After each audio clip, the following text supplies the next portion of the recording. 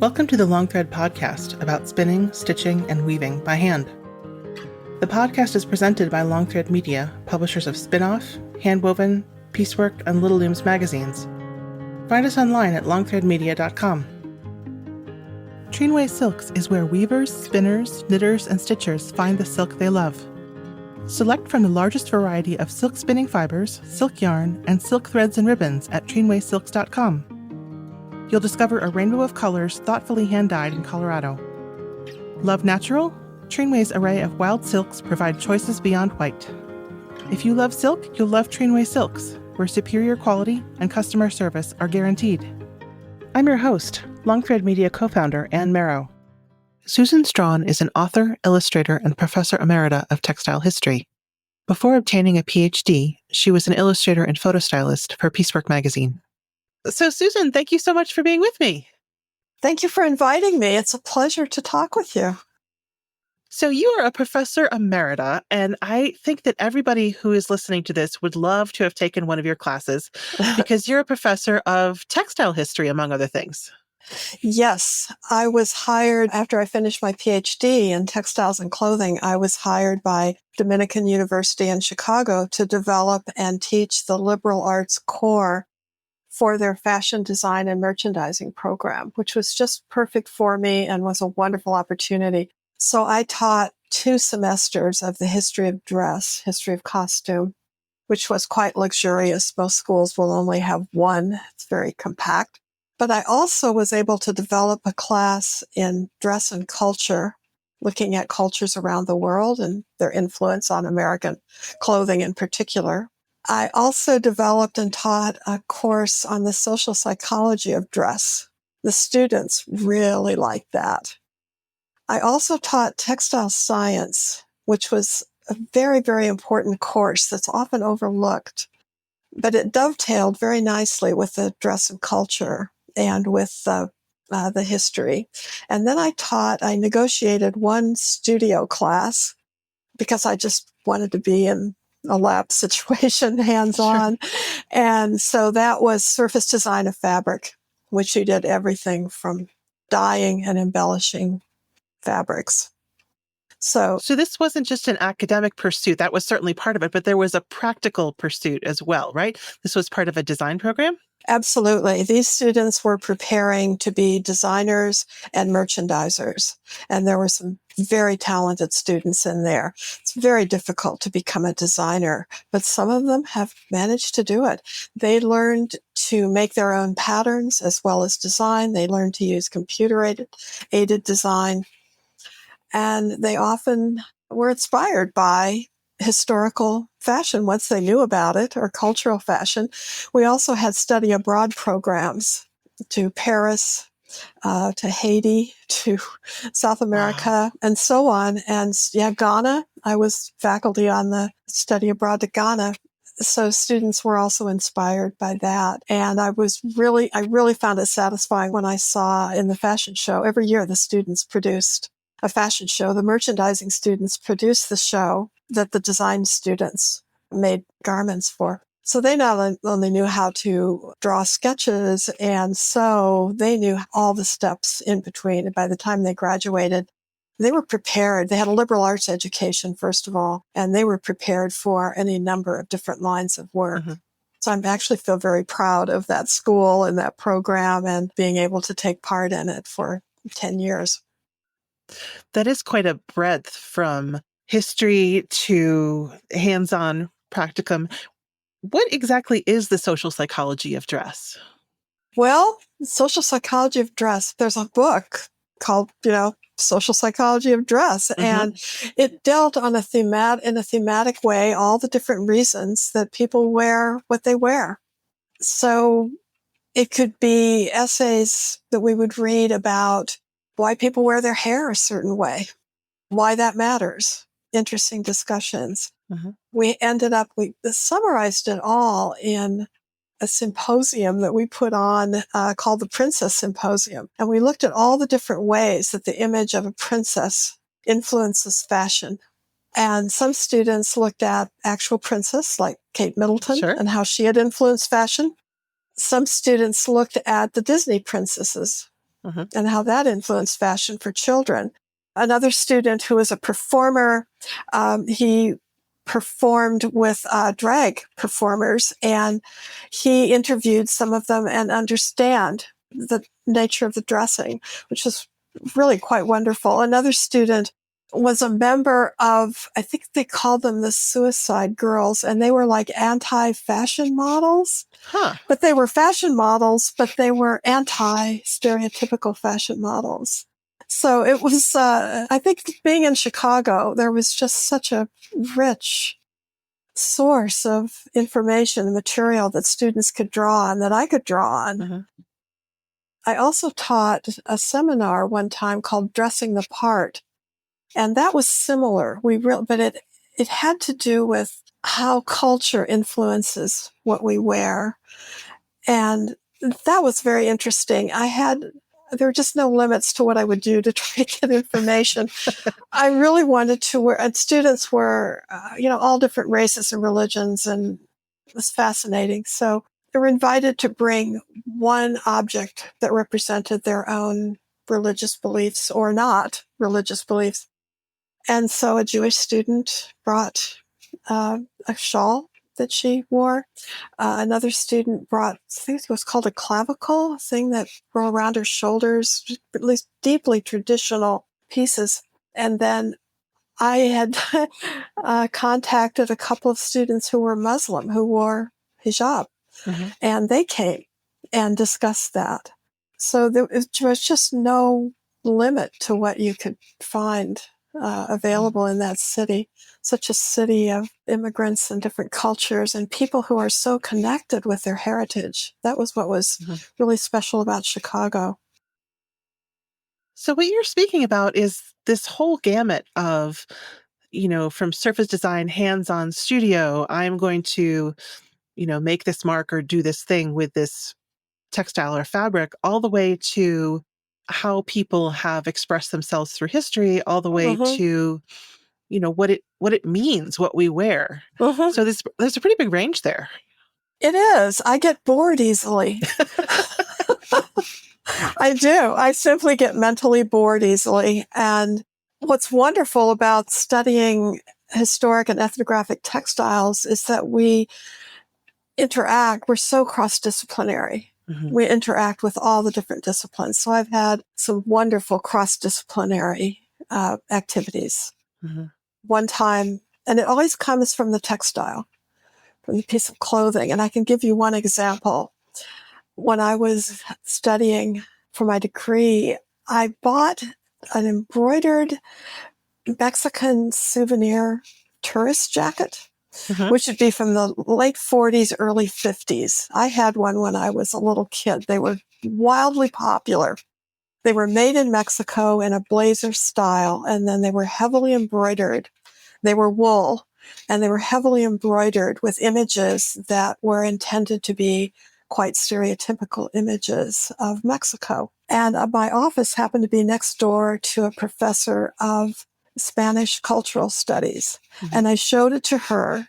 And on the back was a dancing couple. And she said, "Oh, yes, that's China Poblano and El Charro," or something like that. And she knew, and she could recognize all the symbols. And her mother was from Mexico.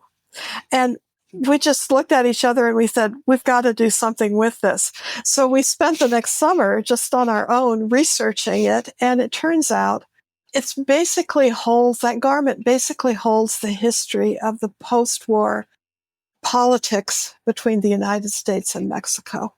Wow. Development of tourism, the Pan American Highway, all kinds of things that we dug out from the history. The Spanish influence. There was a ballerina in there somewhere that she found. And we ended up, presenting that and publishing it in several places. And it's just wonderful. And then I'd go on to other things like Haiti. We had a study abroad, believe it or not, that went to Haiti. And one of my students who was in the surface design of fabric class took an interest in one technique that I taught, which is Haitian voodoo flag embroidery. And it's a bead and sequence technique. And I had purchased several of these flags so I showed it to this student, and she said, "This is interesting. We're trying to raise money to donate while we're in Haiti." And she recruited the students in her French class, Haiti is, of course, French speaking, to make things that they could sell using Haitian voodoo flag embroidery. Mhm. And they raised like, $500 just selling things on campus that they made, little, I don't know, business card holders and little bags and hair ornaments and things. And so then when they returned from Haiti, she came back and talked with the students about what she'd done. So I love that, just going from one thing to another and seeing what's in there and looking into I had written an article for PieceWork magazine about Haitian voodoo flags. And so that was something I could share with the students. And so I already knew something about the history. So that ended up being part of the dress and culture class. Speaking of PieceWork, folks who have been reading PieceWork or really any of our Long Thread Media publications, but especially PieceWork, would know your name over the years because you were a contributor, but you were also an illustrator and photostylist. So your hands are all over our magazine. It's wonderful. Well, I'm happy to hear that. I was hired as an illustrator. And that was just another sort of labyrinthine tale of how people knew each other in Colorado and what happened. Just kind of word of mouth, getting to know Linda Ligon and doing a little freelance work for her. I did the illustrations for the very first newsletter for Spinoff. Oh, wow. Yeah, it was Navajo Weavers. Wow. And yeah, so she liked what I did. And then I ended up I did a lot, not only piecework, I did a lot of garden paintings, a lot of plants, a lot of gardens, because I started, was it the Herb Companion? A lot of gardens. So, yeah, Linda hired me as an illustrator, and then pretty quickly it was apparent that they needed more help with photo styling. There were more books coming out, more magazines. I don't know. It was like Linda was forever starting new magazines. It's just it's what she does. And so there was always more work to do. And so I really ended up being about 50-50 photo styling and illustration. And the illustration, I had actually started as a biomedical illustrator. That was where my early training was. And so I think I brought the attention to detail and to texture and process that I had used in illustrating surgery. Wow. To illustrating textile techniques. So which came first, interest in textiles, or were you just illustrating something and fell in love with it? The interest in textiles came first. That is so intrinsic to me. I think I come by it through heredity in a way. I had a Danish grandmother and a German grandma, and both of them were superb needleworkers. And I think that I not only inherited, brown eyes and brown hair and certain other characteristics, but I think those genes are lurking, just waiting for an opportunity to express themselves. And in my case, I think the expression was in love of textiles and making things with my hands. Yeah.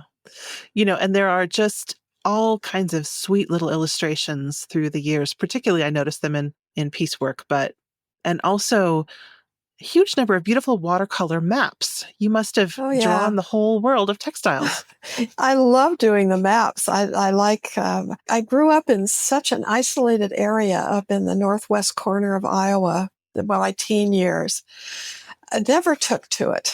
And so I think it gave me kind of itchy feet wanting to discover. Or maybe that's being the grandchild of immigrants, people who were willing to move around the world and were curious. And I was just always curious, I wasn't willing to just settle down and live somewhere. So I was always very curious. So I always loved maps and seeing maps and traveling and seeing the places that I'd drawn pictures of. I mean, I drew the Shetland Islands, maps of northern Scotland and so on long before I traveled there. Sure. And at what point did you decide to go back and get a degree in textiles? I decided to go back and get a degree, an advanced degree in textiles, because I wanted to illustrate my own work. Hmm.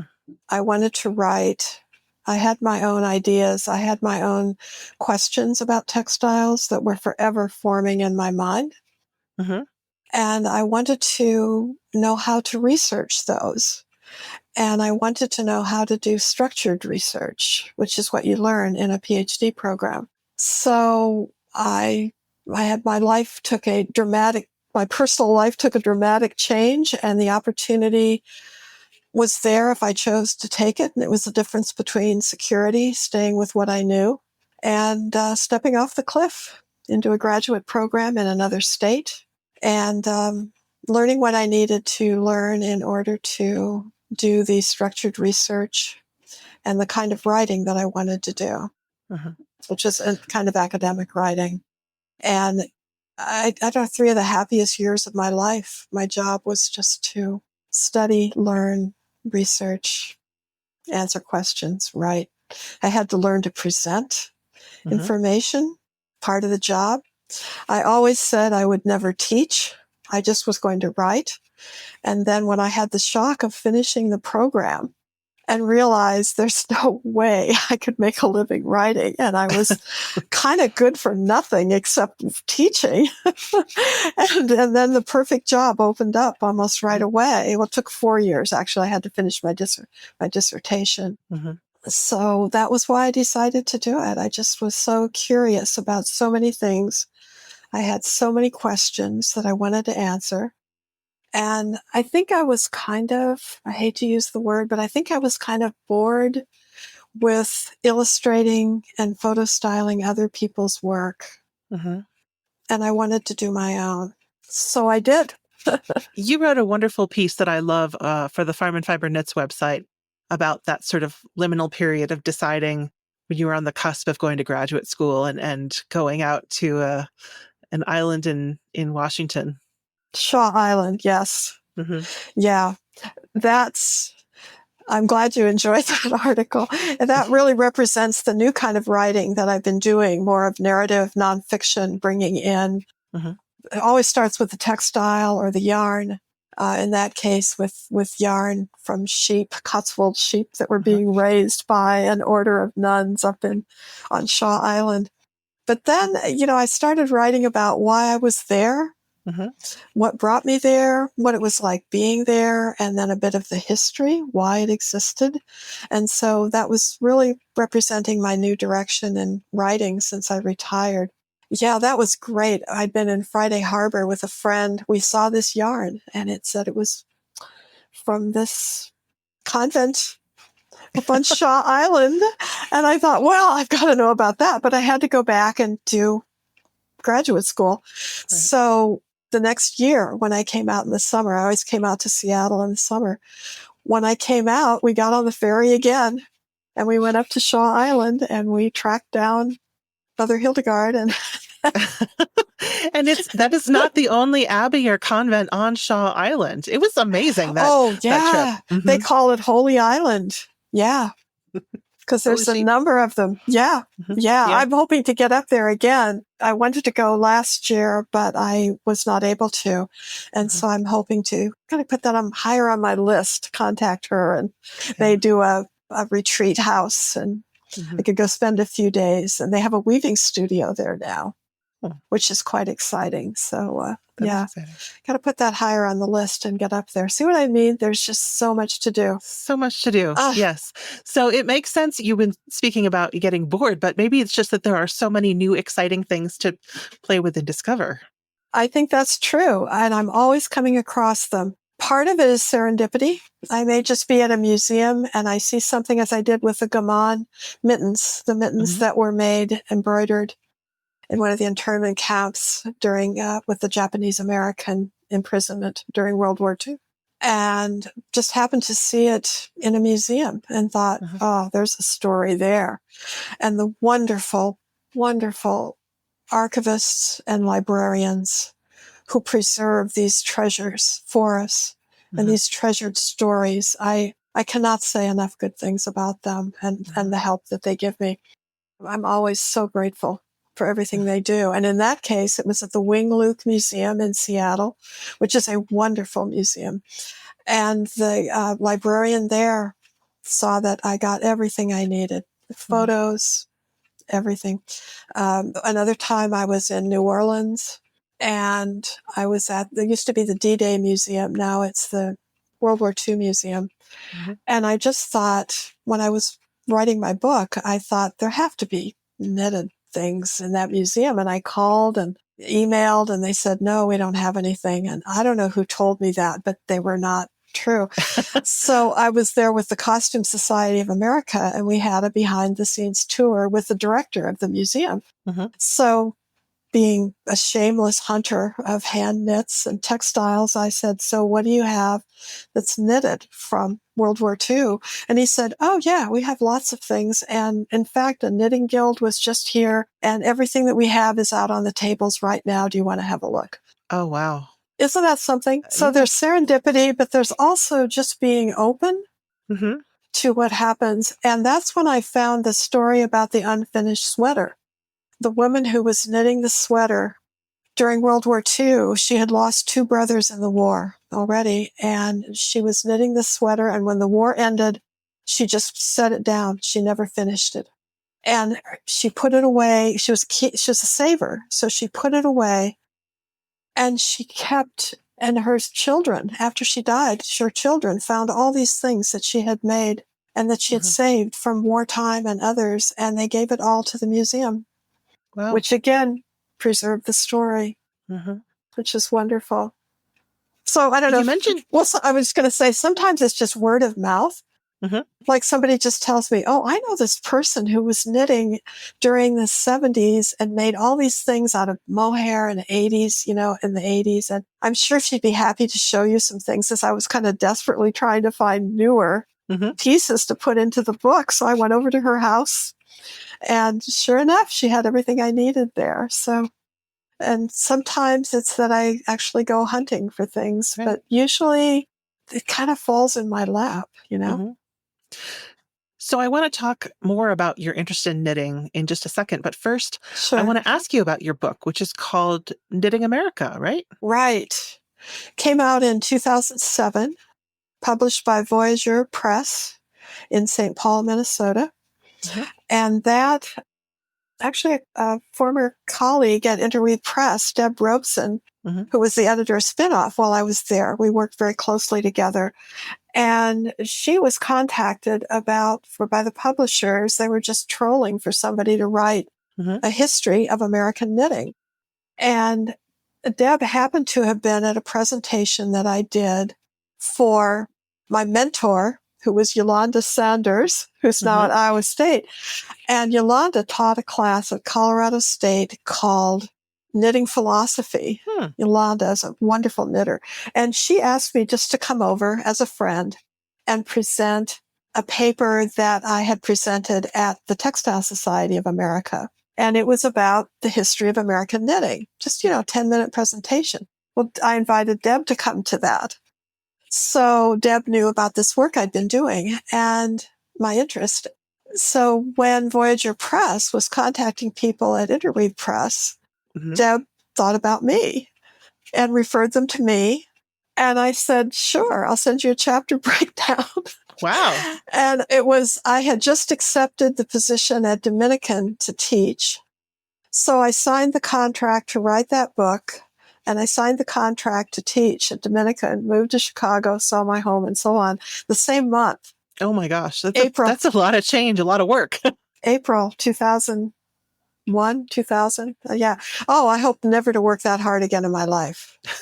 Unbelievable, but so satisfying. I'm so glad I did it. Both of them were too good an opportunity to miss. And it's just the book had to be done so fast. I had like a year and a half. Yeah. So, but it was great. The scariest part was when I started and I realized I really knew nothing about knitting in colonial America.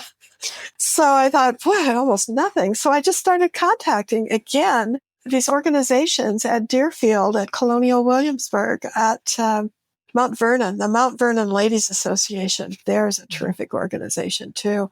And they were so helpful. They just, an online Library of Congress, fabulous resource.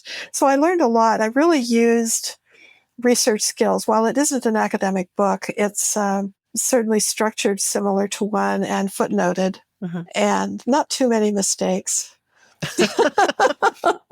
You know, what we always say, the best way to find mistakes is to print 10,000 copies. I remember folk mitens, mitens. Remember that? I have a copy on my shelf. That's an infamous one that really, I may have, anyway, it was great. And then also contacted people I knew to write sidebars where I figured they knew, and people are just so generous. Knitters are the most generous people. They just want what they do to be known and respected and appreciated. And that was really my goal with this. I wanted to have it as pluralistic as I possibly could. So I actively sought photos of knitters who were not, older white women, not the stereotype, and did, pretty decent job finding that. I also had access during the summer when I wrote that to the Scandusi Writers' Room at the Seattle Central Library. And I had access to their collection of bound periodicals, which takes up the entire 7th floor of the library. And it's late 19th, early 20th century. It's just a treasure.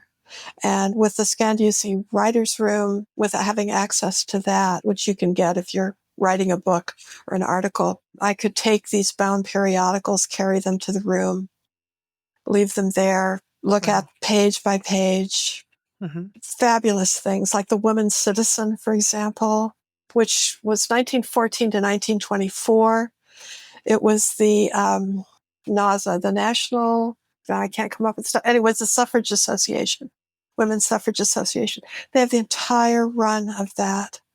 And in that, I found all the World War I knitters because during World War I, the suffragists were knitting. Right.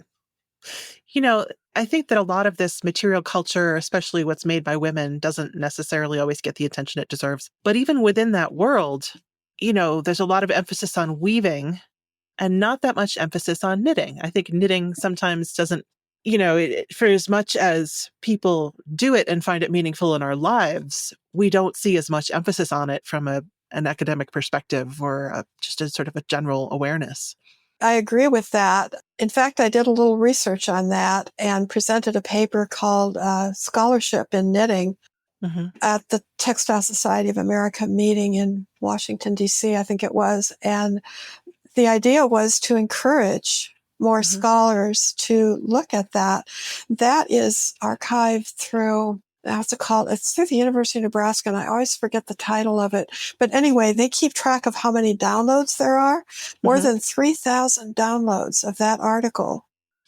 Granted, it's been quite a while, but and it shows where it's from all over the world. That people have archived that. So there's definitely interest in the question that you have. Part of what I thought was that knitting was associated with poverty early on. It was kind of associated with poor people. It was a kind of a desperation way to make a little money or to keep hands and feet warm. It was not something that women in high society did. Women in high society did silk needlework. And also, another thing I learned through, another wonderful museum in Washington, D.C., the National Society Daughters of the American Revolution.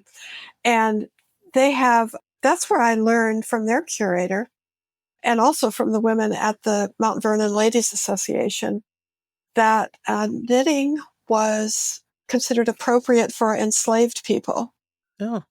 And doubtless these wonderful slipper socks, which I have a photo of in my book from the National Society Daughters of the American Revolution Museum, embroidered with Thomas Jefferson's initials on them. Wow. I know. It was amazing. Just some of these things are so amazing. And both of these sources said that that was considered appropriate for enslaved knitters. And Martha Washington, in fact, had a dower, an inherited slave named Lame Peter. And Lame Peter comes up in some of the transcribed letters in the Library of Congress.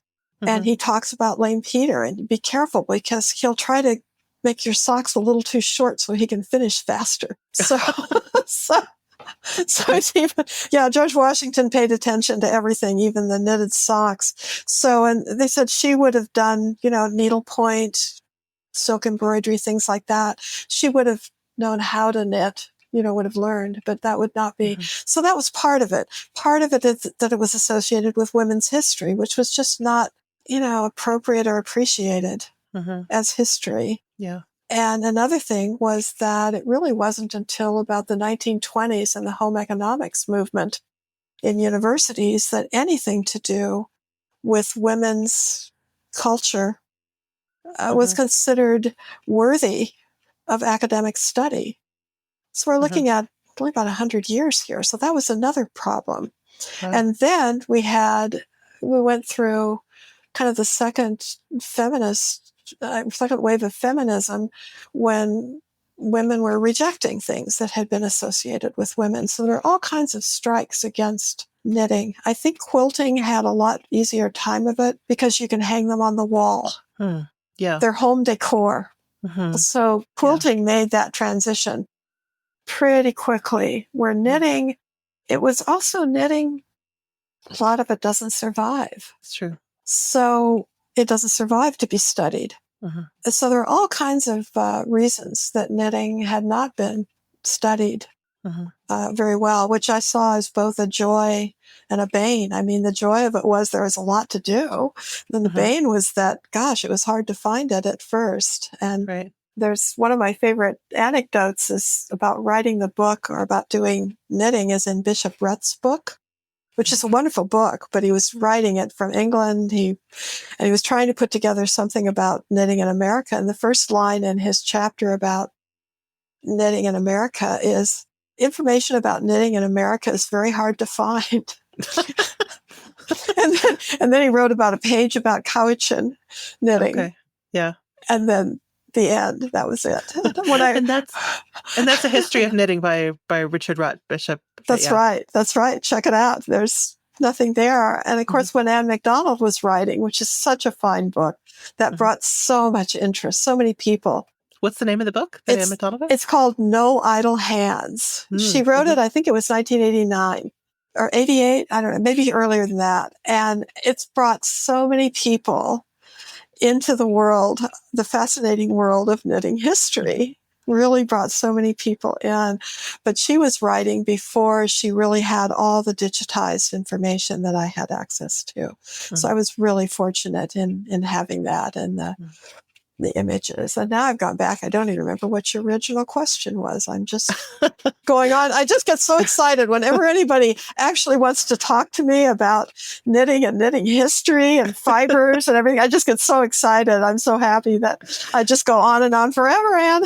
Not at all. Well, the question was about whether knitting deserved more attention, and I think we've determined that it does. It absolutely does, and I think that there'll be more opportunities. I am seeing younger scholars going into the field and taking an interest and working, but often in different ways, in some really creative, interesting ways that they're working with it. So that is definitely growing, and I hope that museums similarly see the value in this, especially as museums have wanted to document some of the, the everyday clothing, the everyday life experiences, which has become more important in collecting. I think that that's valuable. I know several people who, after the Women's March, donated their pink pussy hats to museums, knowing this was significant. What they had done was significant. Yeah. So I think there's more appreciation that way. Definitely good.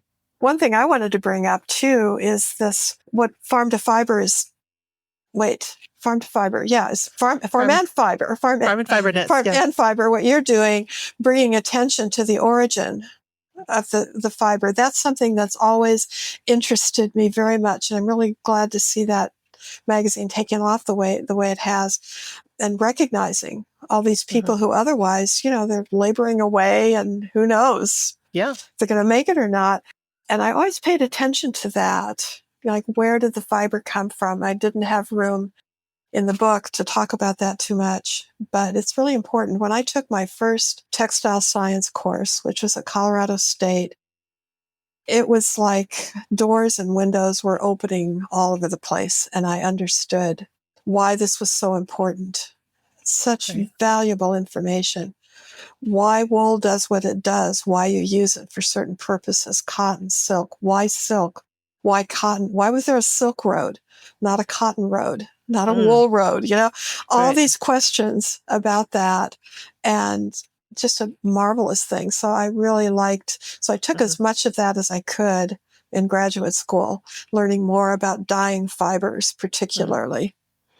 And that is such an important part, I think, that just gets overlooked. And it's, I don't know, I keep kind of playing with the idea of starting a, Textile Science 101 for knitters. Oh, love that. Course. That would be wonderful. Yeah. Well, I've kind of floated the idea a couple places out here, and just seeing if I could start something that would be appropriate, that would still be, fun and entertaining. Because that was my class in textile science at the university. That was the dreaded course. Really? Because there was so much to know. It's such a huge subject. Right. And it went really well. In the end, students were really happy they had that knowledge. And I know they were far better designers because they understood the fibers and their fabrics. So if I weren't involved in all these other projects, I might think about writing a book on that. But speaking of other projects and the significance of knitting, I think that you've been exploring the significance of knitting in your own life and writing about that lately, right? I have, and thank you for asking about that. That is really where my heart is right now. During the pandemic, I was still kind of writing. I got up to speed giving Zoom presentations and so on really quickly. I'm going to just reach over here for something for a minute to remind myself of this. But I had the good fortune to connect online with the women who had been my nonfiction writing professor for one semester, who was also on my committee, which is a big deal when you're an academic. Her name is Mary Swander, Dr. Mary Swander. She's a distinguished professor of writing from Iowa State University, also educated at her master's degree from the University of Iowa, their writers program, which is the number one in the country. Yes. And in my opinion, she may even be better at teaching than she is at writing. She's that good. She is a masterful teacher. And I just happened to connect with her and about a dozen other people in a memoir writing course. And so I just said, I want to write about my life in knitting. And everybody in the course kind of said, say what? What? And they said comments I got were, knitting. Isn't that something people just do? What? Why would you, well, believe me, by the time they'd read some of my chapters about why knitting has been so significant in my life, they understood why it was important. And they never looked at knitting the same way again. And they told me that. They started noticing when people were knitting, talking with them, asking them why they just started paying attention to it. And so I ended up writing kind of my life story through knitting and why it was so important, and realizing all the bizarre ways that knitting had made a big difference in my life. People I never would have met, experiences I never would have had if I hadn't been a knitter and hadn't been open to them. I mentioned Yolanda Saunders at Colorado State. She's the one, I almost lose my words when I think about this. She had started a knitting group, and it was all these professors in textiles and clothing. And I thought, why not? I'll just go join them some afternoon. And I'm thinking, this is what I've been looking for all my life. The study of textiles, clothing, ethnographic, and historic clothing. This is it. How do I do this? How do I become one of you? And they mentored and shepherded me into the profession. 4 years later, I came back. I was one of them. and went on to my own career as a professor. I don't know if I would have found my way without them.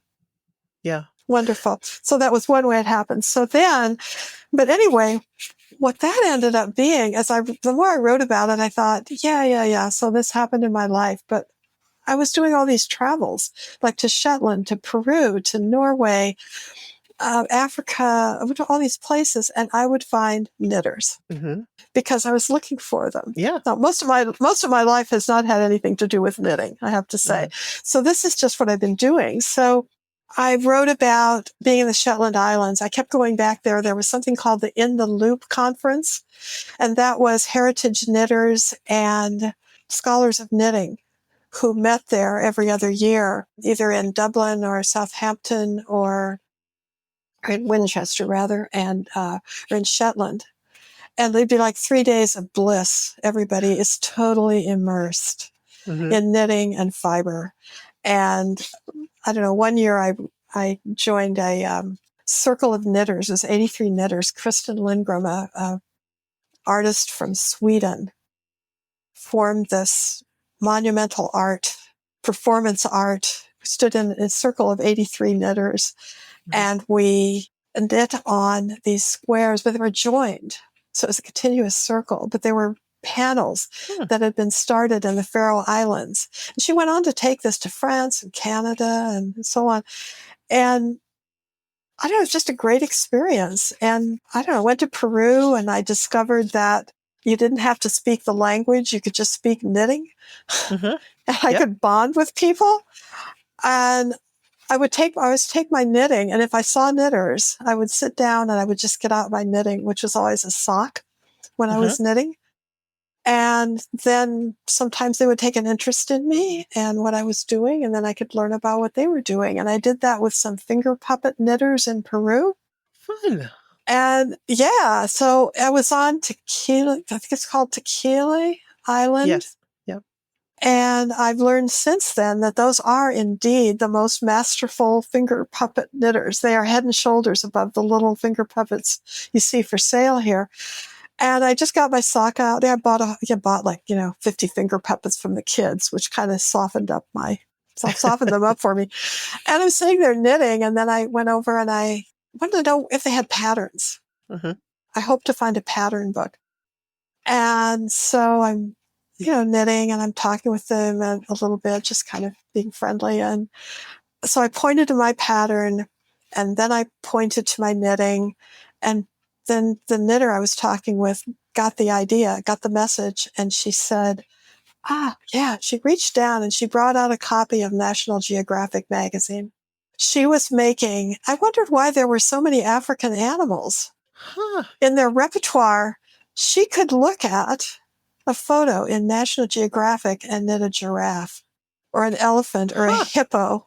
Yeah. Wow. I know. Isn't that amazing? Yeah. I don't know. I'm just thinking if there's others. Anyway, I just ended up writing about any time that I met. So I always kind of write about the object always comes first.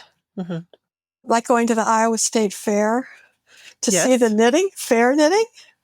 And the one that really captured me was a hose cozy for what I thought was a canister vacuum cleaner hose, but it turned out to be something else, another piece of farm equipment. But somebody they knitted their stash and covered this entire thing. It was a cozy. And it was like the piece of equipment that they used to transfer liquids between different containers. Like a siphon kind of thing. Yeah, sort of. But it had a long, flexible hose, and somebody had knitted that. And I loved the sense of whimsy and fun. And I just I was there to see the knitting because I wanted some photos for my book. This was some years ago. And I did get a photo of a toddler cardigan that was designed to look like an ear of corn, which I thought was pretty wonderful. But then the knitted hose cozy really captured my attention. But then that led me into the history of the Iowa State Fair. Why they had a fair since something like 1854 or something, and the whole settlement of the state. And So that's what's fun about it, is going back into the history of it. Right. And seeing what happened. And yet still thinking, well, knitters are having a lot of fun knitting for the fairs, which is another thing that's been largely overlooked, I think, Right. is how much effort goes into that and why it's important. So I've had a lot of fun with that. I went Jane Austen country. You know, it's Jane Austen's 250th birthday? Yes, I do. Yeah. Oh, boy. So I was in Jane Austen country for a while, again with the In the Loop conference, and I would always take a day or two before or after to explore. So one year in Winchester, I explored Jane Austen country because we were only about 7 or 8 miles away. And, you know, that was just interesting in itself, but it happened to be an open day, a National Historic something or other open day. And so the little church which had burned down, this sort of reconstruction. But anyway, the church women were in there selling their wares to raise a little money. And I found a knitted sheep. And they said his name was Sean, which of course reflects back to, you know, the Sean, the sheep in the Dick Park movies. So anyway, again, you got Sean the sheep and finding that's a knitting. It's everywhere. So even when I'm not looking for it, it kind of shows up. And I don't know. There are just so many stories. And it's like, you know, talking about the knitting of the writing I've been doing now, it's like these stories. So I started out with this memoir course, and then these stories about travel and finding knitting just kept pouring out of me. And so that's really what I'm working on now. And I'm illustrating them myself. Well, of course you're illustrating them yourself. So now I'm illustrating. The most challenging one so far was the Circle of 83 Knitters. That was challenging, but I had to kind of teach myself how to do that again, you know, because I hadn't done any illustration for a long time.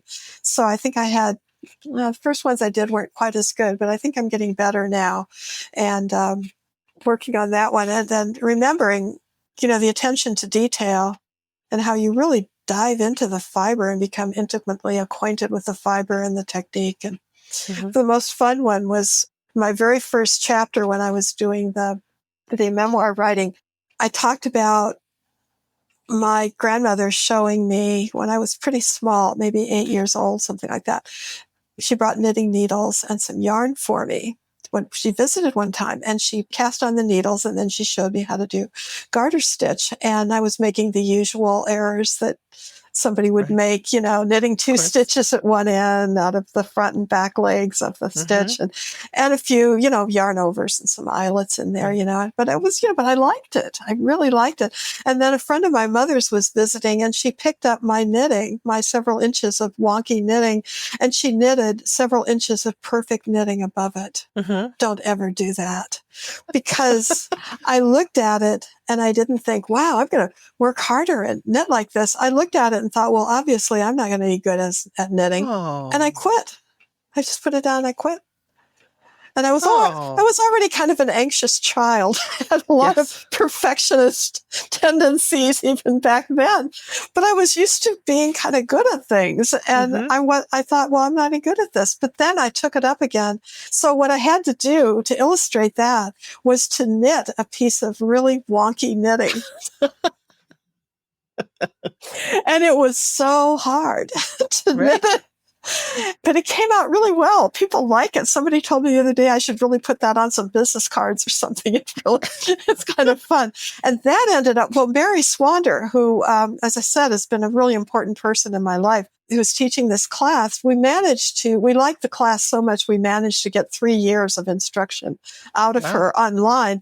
And finally, I think just to get rid of us, she got a grant and she brought us all back to Iowa. She lives in Amish country. Oh, wow. So that we could meet each other. Some people already live in Iowa and they knew each other, but we got to meet each other. So they were from, you know, Texas and Alaska and New Mexico and Washington, Oregon, from all over. So we got to meet each other. And she also started something called the Blazing Star Journal, which I can give a little shout out to. Yeah. What's that? It is a a journal of kind of emerging voices, new voices, that is produced by her not-for-profit, which is called Ag Arts. Mm-hmm. Actually, gosh, there may be some potential there for Farm and Fiber. I'm not sure, because she's looking at the food system and having a healthier food system, which we know we need. And in a lot of ways, what Farm and Fiber is doing is looking at how to have a healthier fiber yarn system. So actually, that it's a very similar mission for both of them. But Mary is doing it through this writing, and she started Blazing Star really to give a voice to some of the memoir writers, but now it's become really eclectic voices, but all kind of along that same mission of wanting things to be better in that way. So I ended up, she accepted that first chapter about learning to knit, and so that illustration introduces that story on there. I was going to ask if, you mentioned that people are really liking that. Do we have to wait for the book to come out, or is there a way that people can read your work in progress? Oh, well, I'm like a nanosecond away from putting this onto Substack. I've started Substack, and I wanted to have at least 3 months, like 6 episodes of something that was, polished writing and at least 3 illustrations for it. And I wanted to have that ahead of time because, life goes on as you make plans for something, and you may not be able to do it. So, and then the other problem I had was that I had this kind of stuff about my life and knitting, and then I had all this travel, so here I'm in Emerson, Nebraska knitting, and then I'm in Peru. I'm in how does this all go together? So interestingly, I just bartered with Mary Swander a couple pairs of my hand knitted socks for her guidance in getting my Substack. I love that. I did too. We should have more of a knitting barter economy. I love it. Well, she wanted to buy them. I had put some up on, I don't know, Facebook or Blue Sky or somewhere. All these socks. I've knitted lots of socks, and I had put up a photo that had some of this in there. And she said, "Oh, how can I buy some of these?" And I said, "I don't sell these. I mean, nobody can afford these, given but I'll barter." And I said, "This is what I want. I want you to help me organize my Substack and get that on." And that just happened about a month ago. So I'm just now getting this all into place. And as far as a book, I would love to publish a book with this. But what I found, I sent out a few proposals. And what I found was that the companies that publish books about knitting, they want knitting pattern books. That's what they publish. Maybe there's a little context. And then the books, but they don't publish memoir. They don't know how to market it. And then the companies that publish memoir, they have no idea about the knitting market. So they don't know how to market it. Right. Yeah. So it's really a problem. Linda Ligon has suggested that I add the patterns, because each chapter, I'd love to make it into a book, actually, but each chapter is one particular knitted piece, like, the wonky knitting or I want the pattern for that. Yeah, you could, garter stitch dishcloth. We'll start small, but, or a knitted finger puppet, or I don't know, the knitted sheep. I guess I could do something like that, or the knitted uterus. I knit a uterus. That's one chapter. I taught Lamaze childbirth preparation. Okay. That was when I learned how to make my own money, and I paid for my graduate education in biomedical illustration with teaching that. And we used a knitted uterus to show how to show the birthing process. So there are all kinds of weird stuff. So I don't know if that'll work or not, but at least I can put it up on Substack so that people can read it, and I'll make it free. Actually, I was rereading my introduction to my book, just thinking, let's see, what did I say about this anyway? And, starting out with Bishop Rutt's comment about it's hard to find information. And then there's an avalanche, of information. And now I'm so fortunate that I just have the luxury of being able to do this kind of work. But I want to share it. I really do want to share it, whatever that takes. And I have some readers people who've read these who really do seem to enjoy it. Mm-hmm. So, and again, it's just bringing recognition to the value of knitting, to the importance that it holds in people's lives, and respect for it. Yeah, absolutely.